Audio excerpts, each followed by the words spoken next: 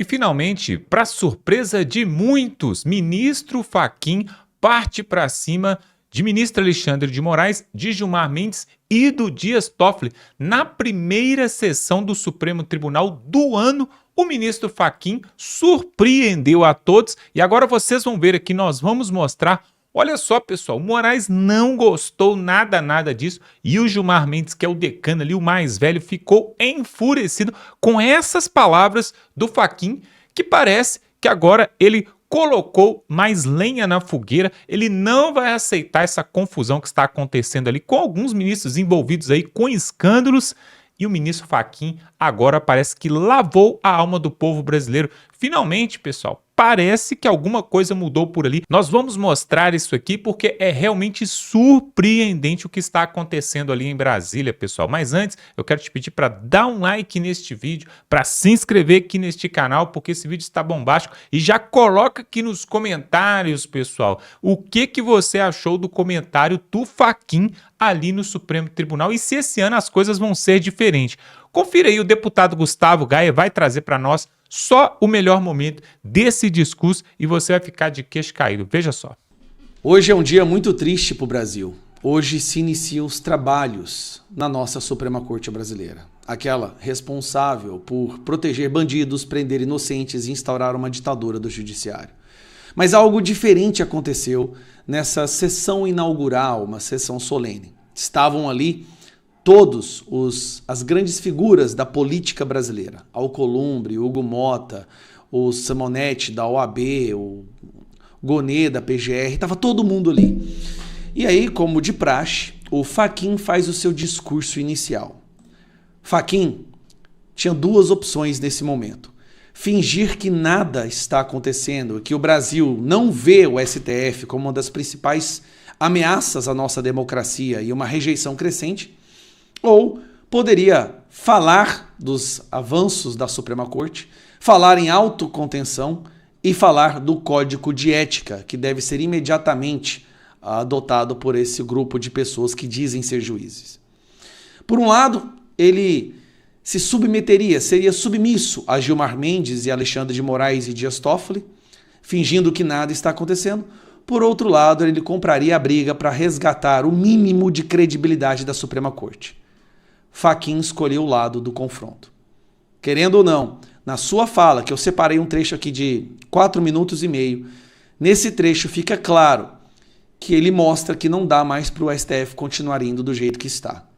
Então eu vou mostrar para vocês os melhores trechos, o melhor trecho do discurso do Fachin na abertura do STF. O momento histórico é também de ponderações e de autocorreção. É hora de um reencontro com o sentido essencial da República. É hora de um reencontro com o sentido essencial da República. Ele está admitindo que a Suprema Corte desencontrou o sentido essencial da República. A Suprema Corte estava rebelde. Da tripartição real de poderes. Aqui ele admite que o STF não estava aceitando mais poderes iguais entre os três poderes. Que o STF se colocava como superior e agora tem que aceitar a real tripartição. E da convivência harmônica e independente com equilíbrio institucional. Somos todos chamados a essa arena. É que a democracia constitucional traduz obrigações de prestação de contas e também de memória. Como lembrava Piero Calamandrei, abro aspas. Aqui ele manda um recado para o Dias Toffoli e Alexandre de Moraes claramente. Não é honesto, quando se fala dos problemas da justiça, refugiar-se atrás da cômoda frase feita que diz ser a magistratura superior a qualquer crítica, a qualquer suspeita.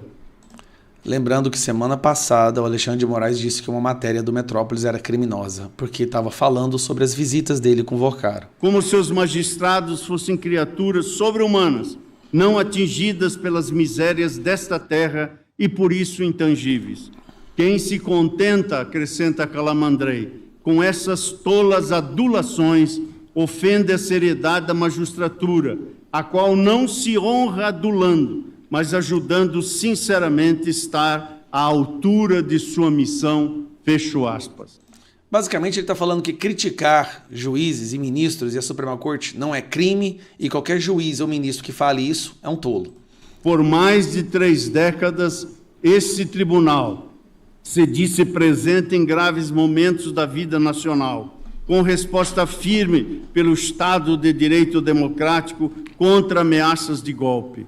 Há, nada obstante, em meu modo de ver, respostas ainda a serem dadas, tendo como pressuposto a institucionalidade democrática. A um só tempo devemos perseverar e devemos mudar. Em termos mais amplos, o desafio é reconhecer o protagonismo do sistema político. Opa!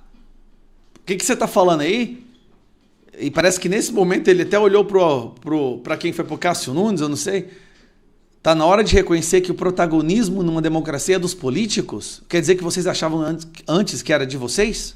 Nas funções que são dele. Saber induzir pelo exemplo e pela decisão a melhoria das instituições. Saber ser forte o suficiente para não precisar fazer tudo.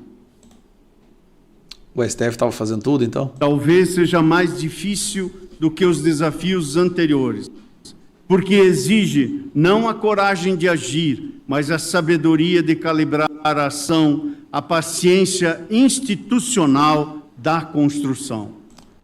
Traduzindo, pessoal, pega leve que vocês já extrapolaram, não dá mais para conter, não dá mais para segurar a onda. Essa tarefa, esse munus, não é nem pode ser obra solitária.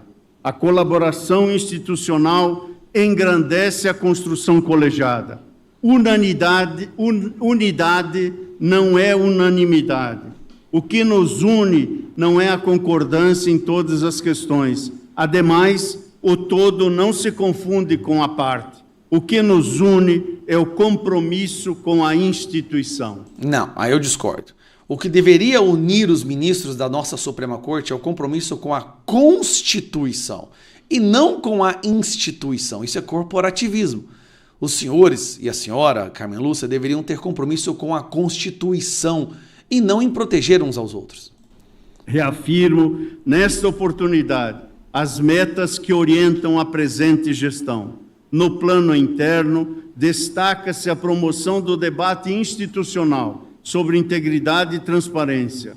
Agradeço de público, como já fiz, diretamente a todos os integrantes de transparência. Agradeço de público, como já fiz, diretamente a todos os integrantes desse tribunal, a eminente ministra Carmen Lúcia, por ter aceitado a relatoria da proposta de um código de ética. Aqui, ele cravou uma briga com Gilmar Mendes e Alexandre de Moraes que não querem código de ética. Código de ética vai impedir que eles possam colocar parentes para trabalhar para empresas que estão sendo julgadas no STF, participar de eventos internacionais, receber dinheiro de empresas.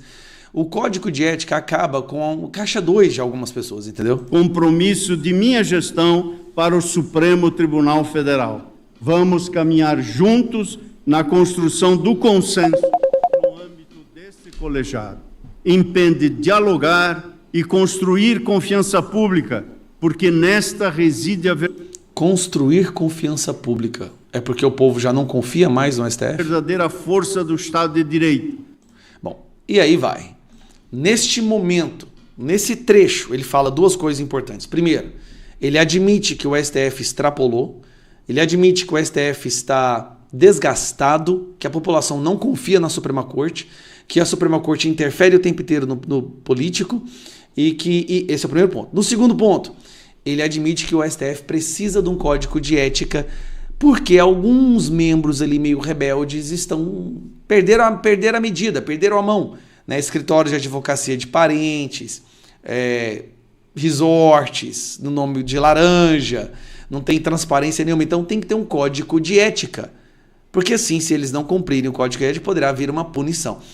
O Fachin, na minha opinião, nesse trecho, ele comprou uma briga com aqueles que sobrevivem justamente pela falta de ética do comportamento dos ministros do STF. Barraco no Supremo Tribunal Federal. Gilmar Mendes ameaçou Fachin na imprensa. Gente, é hoje. É o dia em que o STF retoma seus trabalhos em Brasília no meio da sua maior crise da história. Com a população absolutamente em chamas contra o Supremo, como bem disse a ex-ministra do STJ e caçadora de juiz corrupto Eliana Calmon em uma entrevista recente que ela deu para a BBC. E como não poderia deixar de ser, a volta do Supremo das férias acontece com muita intriga, traição e ameaças explícitas. Ela, Daniela Lima, lembra dela? Uma das principais porta-vozes, vocalizadoras da vontade, dos pensamentos, dos desejos dos ministros do Supremo na imprensa. Ela, Daniela Lima, veiculou uma ameaça absurda de Gilmar contra Fachin. E mais, quem que vai ganhar essa briga entre o código de ética do Fachin e o Gilmar Palusa, hein? Vamos entender tudo isso agora. O ministro Fachin, presidente do STF, se equilibrando ali na corda bamba. De um lado, ele tem que resolver o pior escândalo da história do tribunal, com o Toffoli na frente da relatoria do Master e o Moraes debaixo de suspeitas. E de outro lado, ele não quer irritar os seus colegas ministros. O que vai acontecer se ele fizer um discurso que valide as críticas que a sociedade e a imprensa têm feito, e com muita razão tem feito, contra os abusos, as ilegalidades e as decisões esdrúxulas de vários ministros. Abusos, ilegalidades e aberrações de quem, Deltan? Tem um especial destaque aí para o próprio Toffoli e o Moraes, que é o campeão das ilegalidades, mas também o próprio Gilmar Mendes e o Flávio Dino. Flávio Dino, o homem que queimava livros. E aí o ministro Fachin, em uma entrevista ao Globo dada para tentar estancar essa crise, disse algo muito forte, que nós vamos ver hoje se vai se concretizar ou não. Disse isto aqui, ó: não vou cruzar os braços, doa a quem doer. Foi o que afirmou o Fachin ao ser questionado sobre a atuação do Toffoli. E aí, meus amigos? É aí que surge ele. Quem? Gilmar Mendes, com uma ameaça explícita e pública contra Fachin. A ameaça de um verdadeiro barraco no Supremo hoje. Será que a gente vai ver mais uma briga épica como aquelas que a gente via do Barroso e do Gilmar Mendes, daqueles bons tempos do Supremo? Só nos resta aguardar para ver se o Gilmar vai cumprir a ameaça. Mas uma outra ameaça ele já cumpriu, gente. Vai ter Gilmar Palusa nesse ano, sim.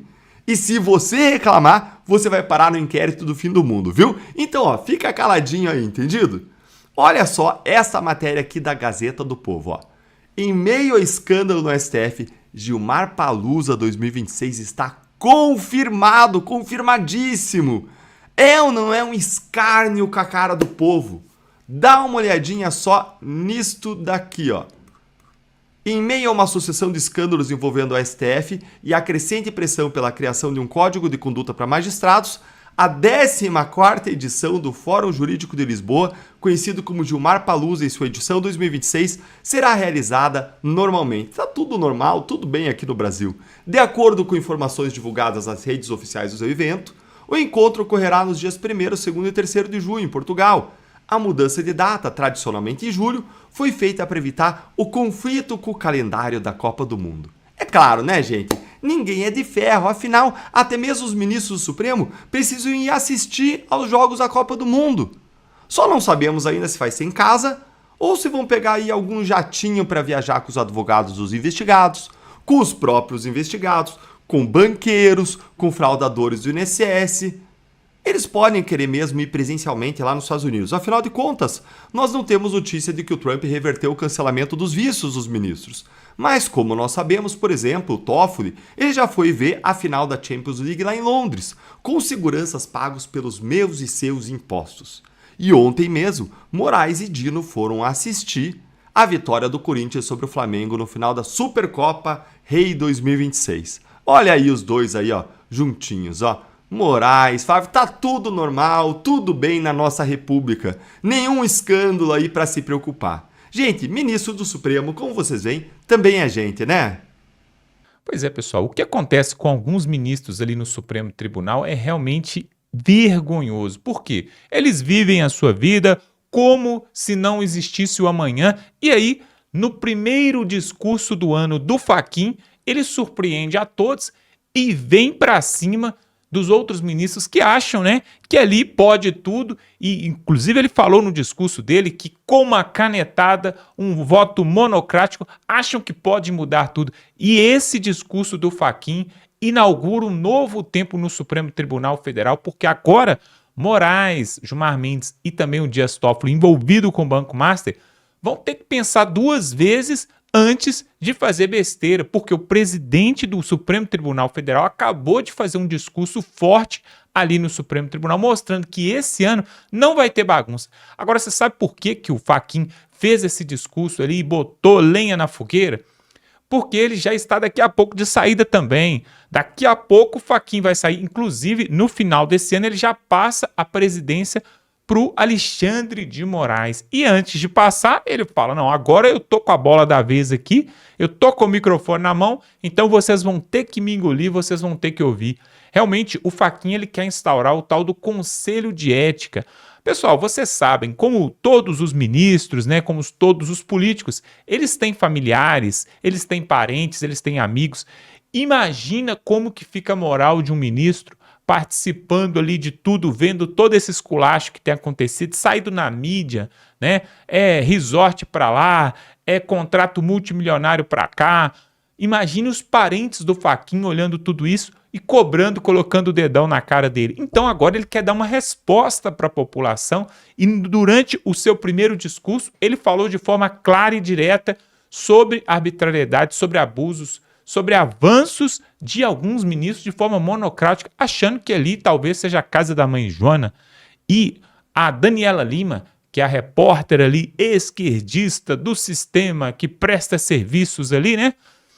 Ela havia falado no dia de ontem que se o Fachin subisse o tom durante o primeiro discurso dele ali no Supremo Tribunal, na abertura dos trabalhos do STF este ano, que o Gilmar Mendes não iria suportar, não iria aguentar e que ele iria pedir a palavra, iria rebater, ia fazer aquele bate-boca que nós já vimos algumas vezes no Supremo Tribunal Federal, mas, para surpresa de muitos, o Gilmar Mendes ficou caladinho, ficou na dele.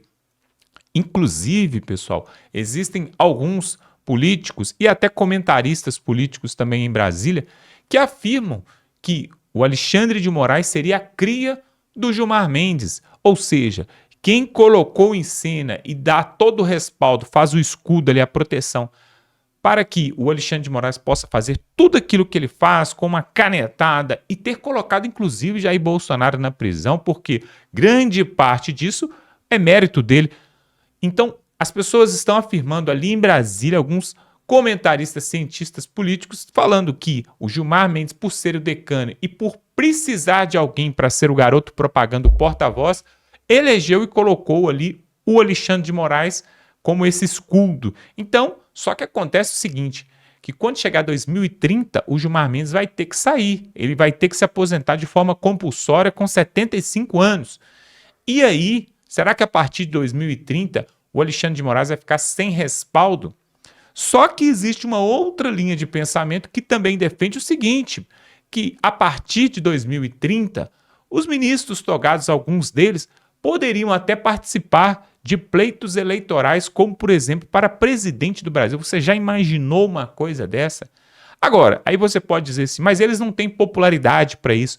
Pois é, o Lula também não tem, está aí no poder há tanto tempo. O PT, com tanto rombo, Lava-Jato, Mensalão, Petrolão, está no poder até hoje. Eu não assustaria se eles saíssem para se eleger para presidente do Brasil. Eu não me assustaria. É por isso que a direita não pode aceitar esse tipo de coisa e precisa se levantar, tanto no Senado este ano, fazendo a maioria do Senado, como também com o Flávio Bolsonaro. Inclusive, eu vi hoje na Rádio Auriverde Brasil ali, que o TSE, pessoal, proibiu a divulgação, o protocolo ali de uma pesquisa que dava Flávio Bolsonaro na frente do Lula mais uma vez. Uma pesquisa que foi feita dando Flávio Bolsonaro na frente do Lula. O TSE proibiu de divulgar essa pesquisa. Não pode divulgar os números, não pode divulgar o Instituto, não pode divulgar nada. A Rádio Auriverde soltou esse furo. Um verdadeiro absurdo, né, pessoal? Por quê? Na verdade, o povo escolhe muitas vezes os governantes através das pesquisas que elas influenciam, sim, a opinião de muita gente. O que você acha? Eu quero que você coloque aqui nos comentários. Você se deixa levar pelas pesquisas? Na hora H de apertar o botãozinho lá na caixa mágica, as pesquisas fazem a sua cabeça ou não? Você acha que você tem sua opinião própria e não olha para a pesquisa? O que você acha? E sobre esse primeiro discurso aí do Fachin no Supremo Tribunal Federal, que partiu para cima de Moraes e do Gilmar Mendes e também do Dias Toffoli, falando que não vai aguentar mais essa confusão e essa baixaria que tem acontecido. O que você acha disso? Ele está certo ou está errado? Coloque aqui nos comentários. E outra coisa, eu quero te convidar para se inscrever aqui no canal, que é totalmente gratuito e você vai ganhar muito com isso. Vai ouvir e saber dessas notícias que estão acontecendo ali em Brasília neste ano, que é muito importante, ano eleitoral. Nós vamos cobrir tudo. Então se inscreve aqui no canal, dá um like neste vídeo e estamos juntos.